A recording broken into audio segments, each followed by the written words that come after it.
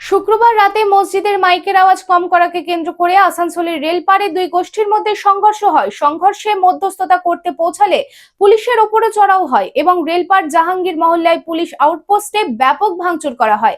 মুখ্যমন্ত্রী শুভেন্দু অধিকারী এই ঘটনা নিয়ে বলেন, কাউকে ছাড়া হবে না, সরকারি সম্পত্তি ক্ষতিপূরণ অভিযুক্তদের দিতে হবে।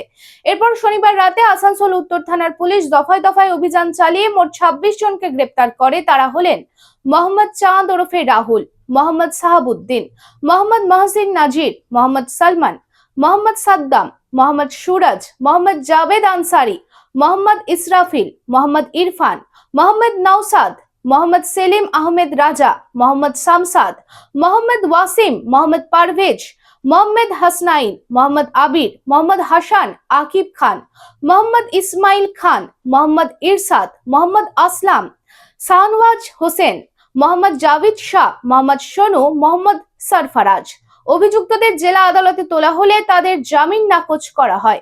রানীগঞ্জে নিজের স্বপ্নের বাড়ি খুঁজছেন? তাহলে চলে আসুন biggest housing project Kamaladham housing complex. এখানে আছে মোট 250টিরও বেশি ফ্ল্যাট। 200টি ফ্ল্যাটে অলরেডি ফ্যামিলি বসবাস করছে, বাকি ফ্ল্যাটগুলি রেডি টু মুভ।